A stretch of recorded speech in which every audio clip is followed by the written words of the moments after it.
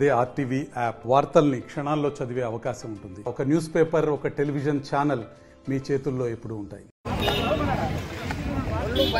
పదవి లేకపోయేసరికి తండ్రేమో పావుల తాగిపోయిన ఆయన పిచ్చిలేస్తుంది, బయట తిరిగి నేను పిచ్చిలేస్తుంది, బావేమో ఎక్కడో ప్రెస్ మీటింగ్ పెట్టి ఆయన పిచ్చిలేస్తుంది, చెల్లెమయ్యేమో తిహార్ జైల్లో కూర్చున్నది.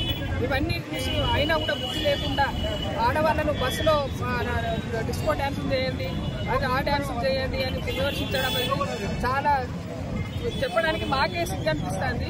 నీకు ఒక ఆడపిల్చున్నది అయినా కూడా నీకు సిగ్గు లేకుండా జైల్లో కూర్చున్నందుకు నన్ను జనాలు ఏమనుకుంటున్నారో, మేము చేసిన పనులు కరెక్ట్ లేక ఆడబిడ్డలను నమ్మించి బాగా ద్రోహం చేసి గెలిచి మీరు 10 సంవత్సరాలు పదవులు అనుభవించి ఆడవాళ్ళకు ద్రోహం చేసింది అనేది గుర్తు లేకుండా ఈరోజు ప్రతి విమర్శించడం అనేది ఆడపడుచును విమర్శిస్తే బాగుపడ్డాడు ఎవడు లేడు.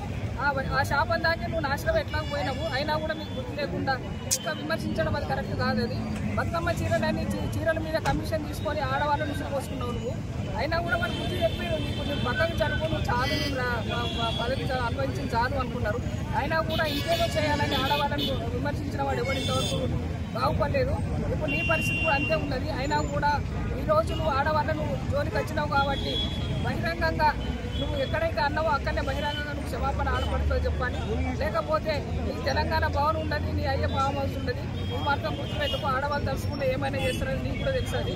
నీ పదవి దించిన వాళ్ళము మళ్ళీ నీకు అక్కడ కూడా లేకుండా చేయాలంటే అది 5 నిమిషాలు పడ్డది.